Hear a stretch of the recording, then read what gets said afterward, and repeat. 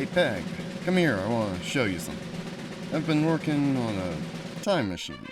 I'm going, now. How does this thing work?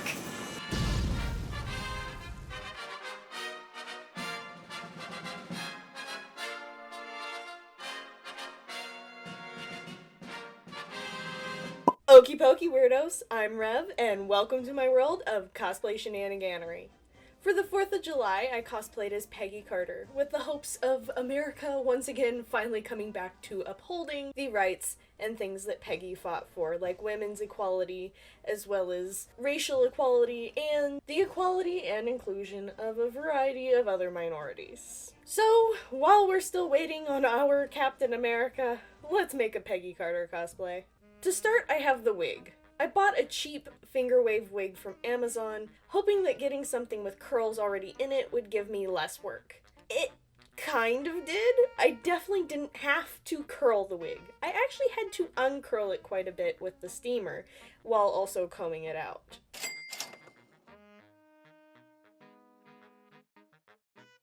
Nope, it didn't catch it the way I wanted it to. Shame on you. Get back in there. Didn't clip the wig, just clipped the floofy hair. Clip the wig. There you go. After doing my 4th of July photo shoot, I realized that the wig was far too long, but that was because the curls were so tight that when it came in the mail, it was the right length, but brushing them out left them long. Therefore, after my photo shoot, I cut it shorter.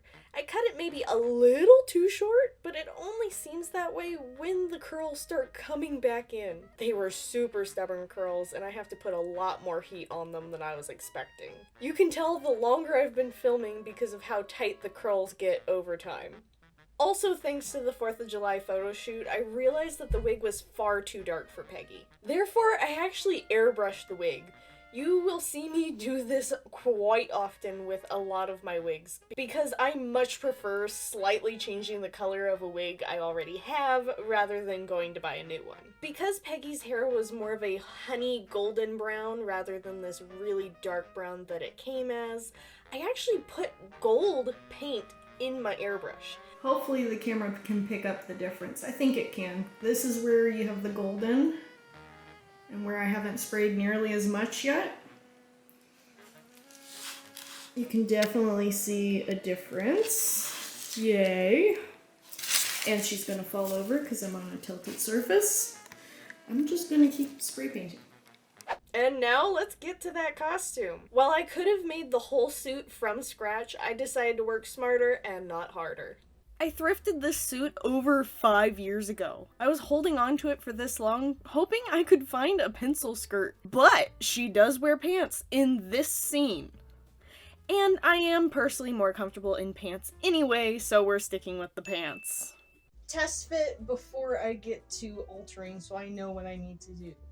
Firstly, I have the jacket covering it up, because this button, while I can get it closed all the way, it's not comfortable. It is way too tight. You can actually see we're missing a button. It was supposed to have a double latch system so that you were locked in on either end, but now I am going to move the singular button down to just before this buttonhole so that the pants will fit me. There's the button. And sadly, this is the closest brown I have to this uniform, which makes this uniform look even more green, thankfully, in comparison. And we will attach you right there. Ooh, they're thick.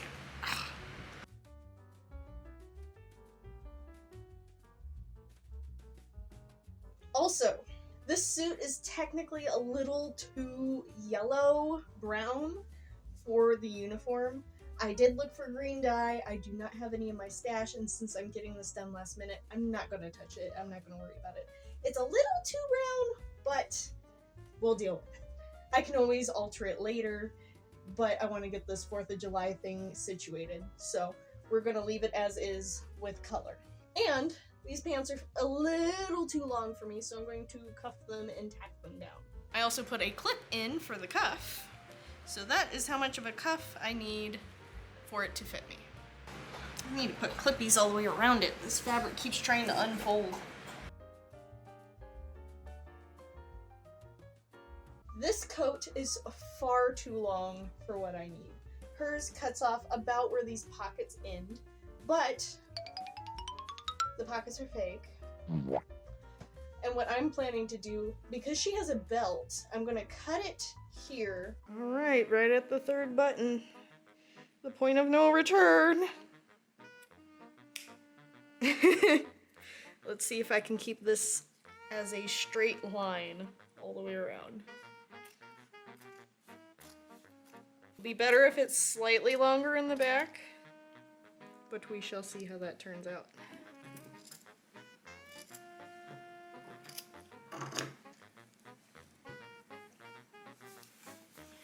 And I want to keep this massive tag in here because how many people can say they have a Peggy Carter cosplay from Romania? There we go. Cropped blazer. Now to add just a little bit more back for the hips. Move everything up so I have more of this flare going on at the bottom. Look, They were real pockets at one point.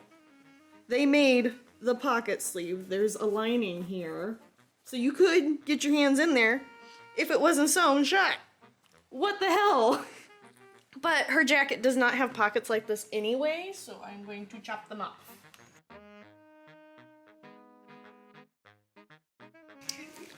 Real pockets.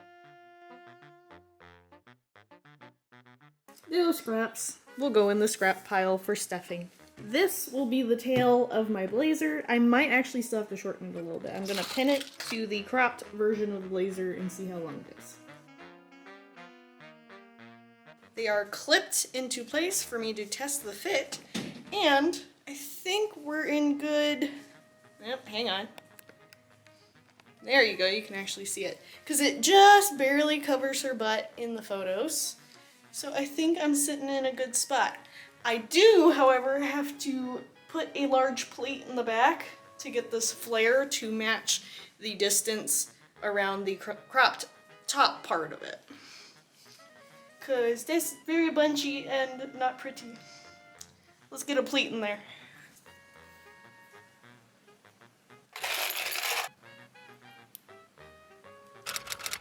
Just lost it. Come on. Would you stop freaking gravity? Well, you can definitely see the size difference here. I gotta tweak that. Even that out a little bit. Oh, it didn't even catch that side. Frick! Why is this being so difficult? God damn it! Okay, that's a little more even. Question is, does it line up down the center still? I will make it so! And we're gonna do this on my beefy Sailrite machine so that it can actually sew through this. Because my Bernina is not gonna be able to handle that. Alright, time to beg the machine for mercy. I was also thinking that I would have to tailor the bust somehow, that I won't have to bring this in anymore, because it's actually kind of tight already and I can't lift my arms that well, so I don't want to make any more of a hindrance there. And then the little section that I take out of the middle here, I will turn into the belt loops and the belt.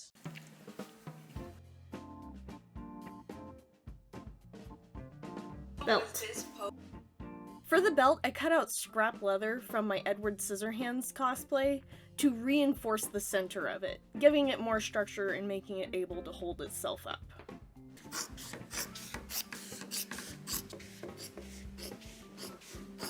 Because of how I cut it, I do technically have to flip it this way to be going the right direction on the belt, but it does not matter because it's going to be on the inside. We just need structure at this point with this thing. We're gonna fold over. Clippies. I just put them all away, good job. And trim down some of this excess, because that is thick. Yeah, my scissors say it's thick. My thumb is starting to hurt from slicing this material.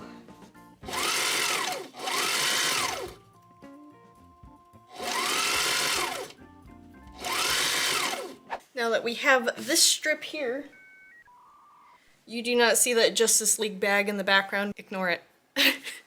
With this belt, we now have all of these loose and rough edges. I am going to trim some of this, and then I have dark brown felt to go over it so nothing's fraying all over the place. Also, with this length, I will only have enough to put a hook and eye on here. Just barely fold this over and put a hook and eye for now.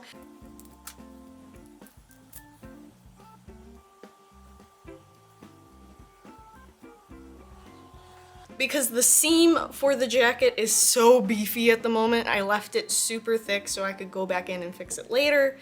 But that means that this belt does not fit very well at the moment. We're just gonna finagle what we can. I think I'll keep this chunk. This might be an extension for the belt eventually. I did add this extra little tab onto the belt so that I can wear it more comfortably with that really thick seam line. This I can remove later once I properly fit the jacket. And with the felt, it doesn't matter if there's a right side or a wrong side. What is with the fuzzies? I got fuzzies all over this.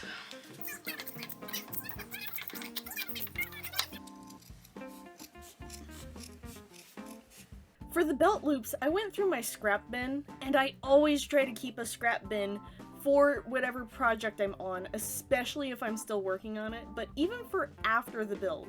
Just in case of needed alterations or if anything rips, I usually also store these scraps along with the cosplay when they get put away in the closet.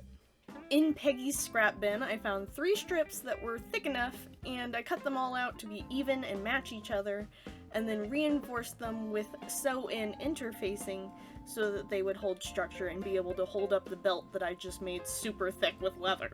Now for buttons. I actually have real army buttons that I stole off a couple actual 30s and 40s uniforms. These uniforms used to belong to the father of my neighbor, but when I bought them at his garage sale, I didn't know they were full of red mold. I found this out when I went to wash them, so the uniforms themselves were definitely goners. But I was going to get my money's worth out of these pieces. So I removed the patches, buttons, and whatever else was not infested with red mold to make use of it later. Very specifically thinking of Peggy during this process. I even happened to be watching Independence Day with my mom when I sewed these buttons on.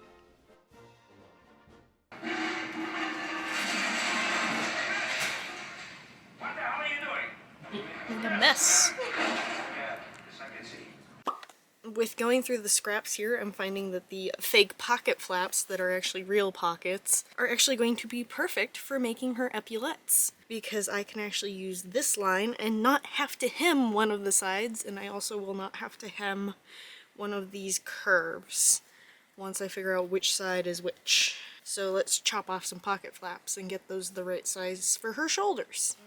I need the length of the stitch from here to here, and we have got 5 inches. And these are about 6 inches. Also, what thickness should we do? I think they're an inch. Let me check. Yeah, they're about an inch, so I'm gonna chop these both at 1.5 inches so that I have seam allowance for the other side. Why is that not working? Because the camera's in the way. I can't get to it.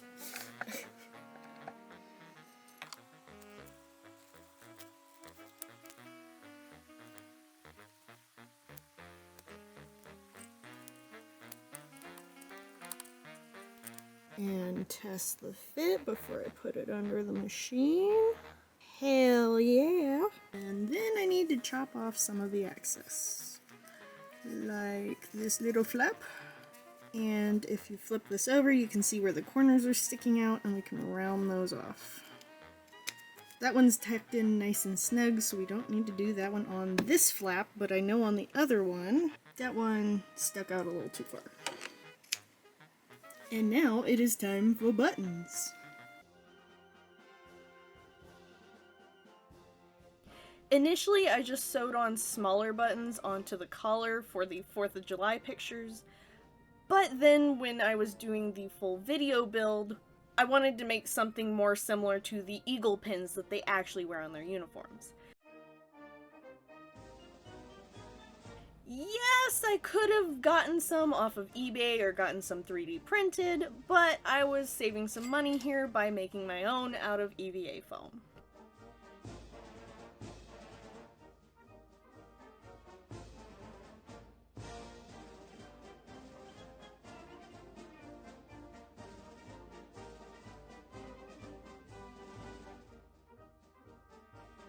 After cutting them out, I slathered them in Mod Podge and then let them dry, following that up with 2 coats of the same gold paint I used for the hair.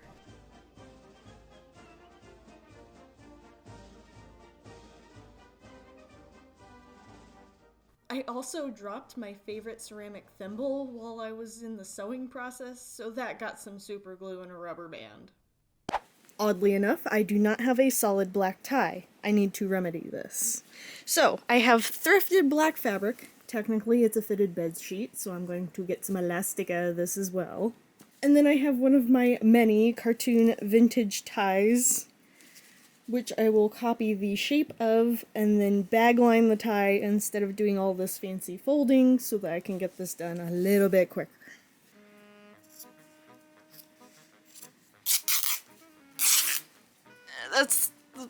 Where are we? That's the problem with ripping it. Sometimes you get those weird puckers and then that portion of the fabric is not usable.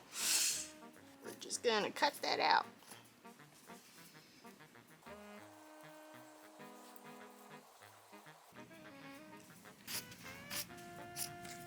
And because this fabric is pretty flimsy, I have some interfacing here. It's sew-in, sadly not iron-on, but I will be putting it into the first half of this tie because that's how long this interfacing is, and I really don't want to use more than I have to. Similarly to making a bow, either end has been sewn up, and then I left a massive hole down the center to flip it right side out. Because this section, when I ladder stitch it, even if it doesn't look great, it'll be hiding under my collar. Let's get to flipping. Oh, and all of these frame bits, don't worry about them. I know they look hideous, but they're going to be on the inside.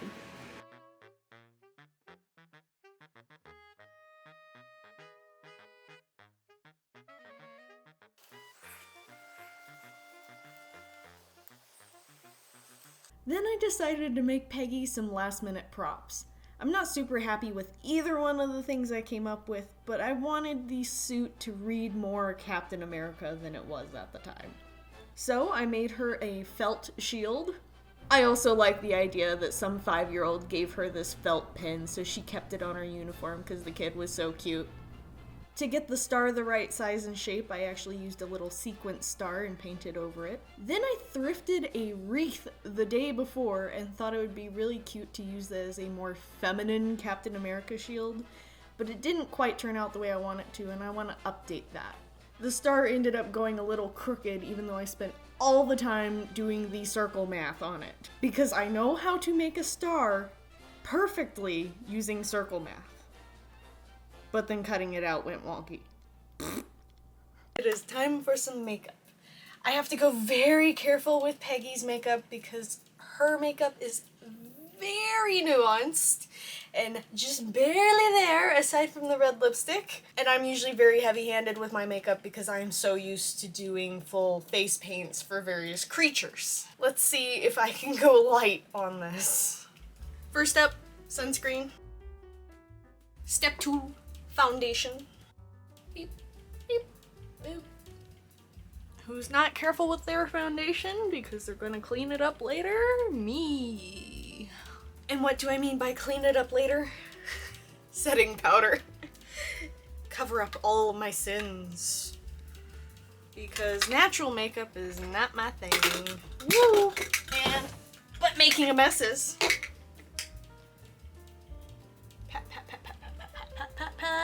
We're gonna go for a little bit of contour. Don't need a whole lot. I really just need to get definition in my cheekbones back because of the... Seriously, bro? My props for the photo shoot are already falling. I really just need to put a little more definition in my cheekbones because I lost some of that definition when the foundation flattened me out. And then I have to get my nose to look like it turns up just a little bit more because mine turns up at the tip and hers turns up slightly further up. nude palette. Probably a really dark brown. And practically dry brush it because I don't want it to be too extreme.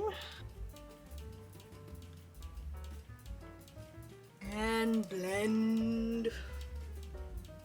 And to help me lighten up some of this mess, another powder, because I knew I'd get heavy-handed.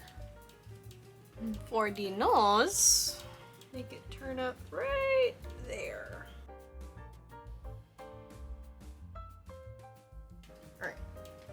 We need the lightest whisper of red on her cheeks.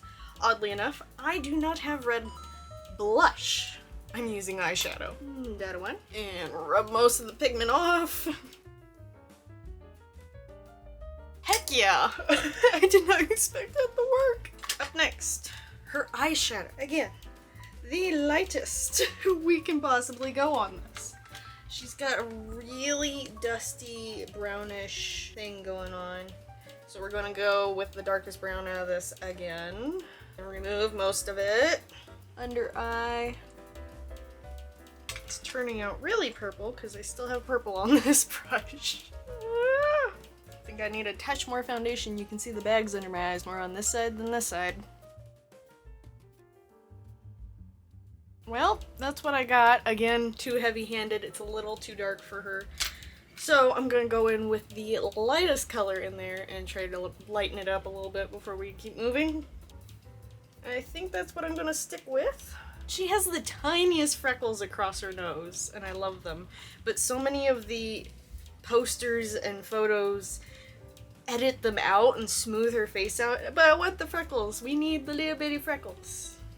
Brown face paint. Teeny tiny detail brush. Now pointy. Her adorable little freckles. Don't want to smudge it like that. Oh gosh.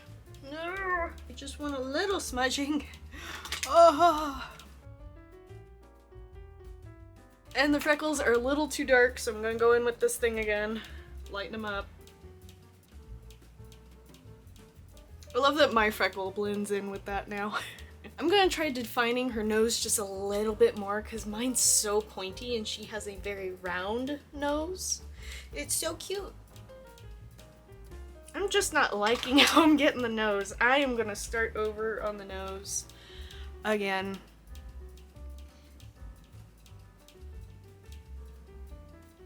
Actually, I don't have to redo the freckles. I cleaned that off just right, leaving the freckles there. Nice. I don't think I'm going to do anything else with the nose. The little bit of hints left that I have from overdoing the last couple of tries, I think are enough. I also need to stop fiddling with it so I do not completely destroy the whole makeup look. In absolute rage. So, red lipstick. And before the reveal, please excuse my British accent or lack thereof. I did practice using a British accent for this, but it always turned to Emma Watson, and I felt it would be better to get the vibe and energy of Peggy much more than doing a bad British accent. To the reveal.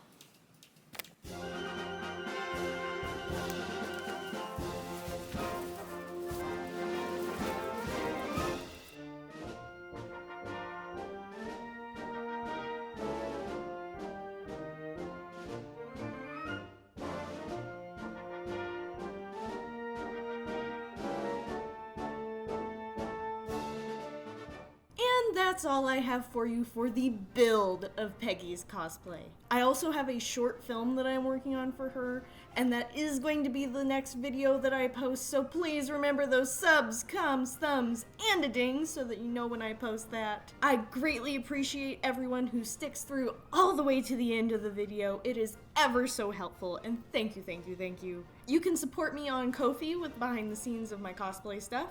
Patreon is my dance content. And welcome to the madness. Oh, the tie left fuzzies all over this. Phooey. I realized that this wig was far too dark. I was worried. Spalding, could you not? I will cuddle you. Come here. Come here. If you're gonna make mischief, you don't get to be in here. Let's get to chopping this up. Why does my lighting keep changing? Calm down. I wanted that glitter and shimmer that she has. Could you not?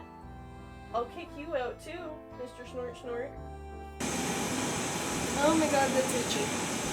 That is so itchy. I'm gonna have to get a different wig for Peggy. So itchy! Oh my gosh.